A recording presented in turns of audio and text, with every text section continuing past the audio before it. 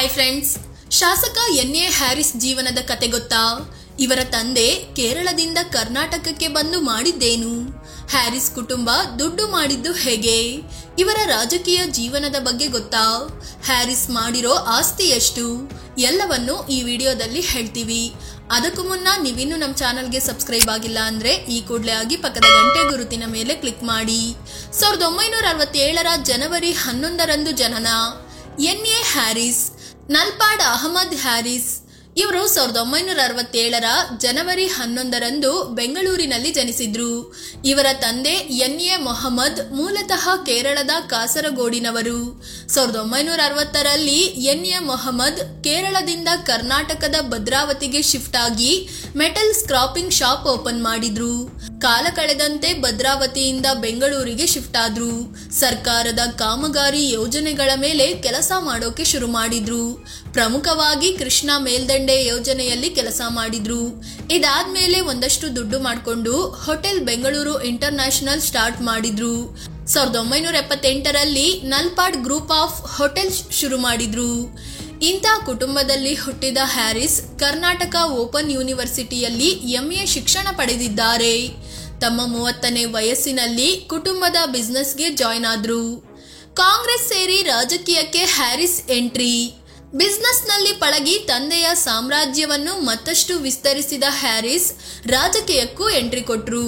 ಕೇರಳ ಮೂಲದವರೇ ಆದ KJ. George ಆಗಾಗಲೇ ರಾಜಕೀಯಕ್ಕೆ entry ಕೊಟ್ಟಿದ್ರು.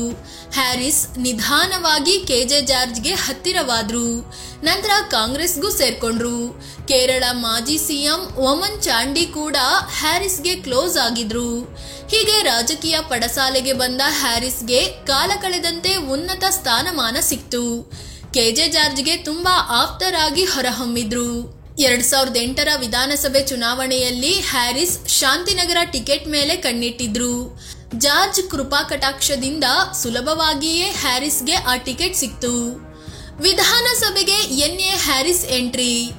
ಶಾಂತಿನಗರ ಕ್ಷೇತ್ರದಲ್ಲಿ ಸ್ಪರ್ಧಿಸಿದ ಎನ್.ಎ. ಹ್ಯಾರಿಸ್ಗೆ ಜನ ಮೊದಲ ಸಲವೇ ಆಶೀರ್ವಾದ ಮಾಡಿದ್ರು. ವಿಧಾನಸಭೆ ಪ್ರವೇಶಿಸಿದ್ರು. ಈ ಟೈಮಲ್ಲಿ ಸಮಾಜ ಸೇವೆಯ ಮೂಲಕ ಹ್ಯಾರಿಸ್ ತಮ್ಮ ಕ್ಷೇತ್ರದಲ್ಲಿ ದೊಡ್ಡ ಮಟ್ಟದಲ್ಲಿ ಹೆಸರು ಮಾಡಿದ್ರು. ಎನ್.ಎ. ಹ್ಯಾರಿಸ್ ಫೌಂಡೇಶನ್ ಶುರು ಮಾಡಿ ಮಕ್ಕಳಿಗೆ ಸ್ಕಾಲರ್ಶಿಪ್ ನೀಡಿದ್ರು. ನಿರುದ್ಯೋಗಿಗಳಿಗೆ ಕೆಲಸ ಕೊಡಿಸಲು ವ್ಯವಸ್ಥೆ ಮಾಡಿದ್ರು. ಇದು ಇವರ ಜನಪ್ರಿಯತೆ ಮತ್ತಷ್ಟು ಜಾಸ್ತಿ ಮಾಡ್ತು. 2013ರ ವಿಧಾನಸಭೆ ಚುನಾವಣೆಯಲ್ಲಿ ಮತ್ತೊಂದು ಸಲ ವಿನ್ ಆಗಿ ಶಾಸಕರಾದ್ರು.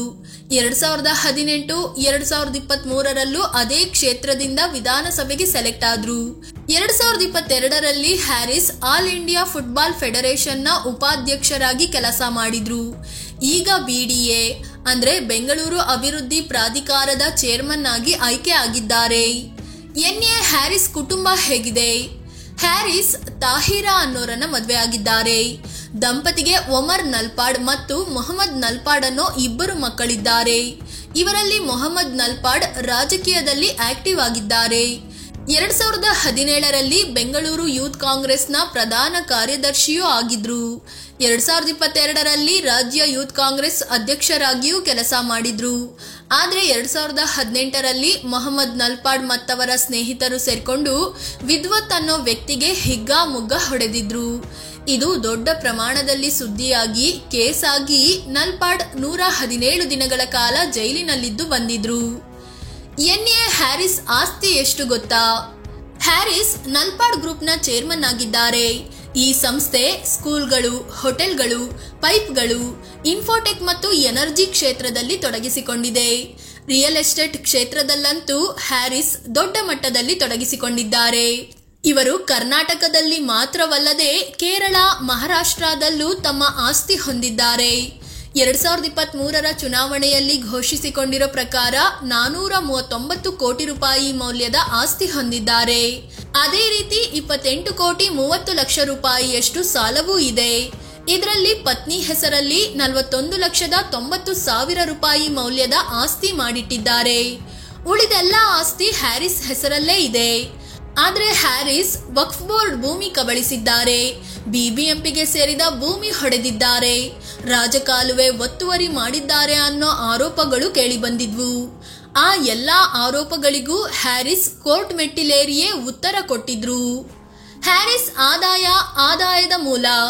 ಹ್ಯಾರಿಸ್ 2022ರಲ್ಲಿ 6,48,00,000 ರೂಪಾಯಿ ಆದಾಯ ಹೊಂದಿದ್ರೆ ಅದೇ ವರ್ಷ ಪತ್ನಿ ಜಸ್ಟ್ 44,640 ರೂಪಾಯಿ ಆದಾಯ ಹೊಂದಿದ್ರು.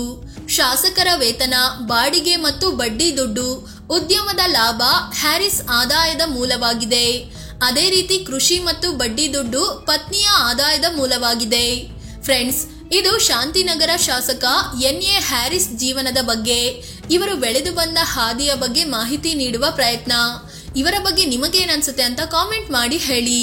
ಅದೇ ರೀತಿ ನೀವಿನ್ನು ನಮ್ಮ ಚಾನಲ್ಗೆ ಸಬ್ಸ್ಕ್ರೈಬ್ ಆಗಿಲ್ಲ ಅಂದ್ರೆ ಈ ಕೂಡಲೇ ಆಗಿ ಪಕ್ಕದ ಗಂಟೆ ಗುರುತಿನ ಮೇಲೆ ಕ್ಲಿಕ್ ಮಾಡಿ.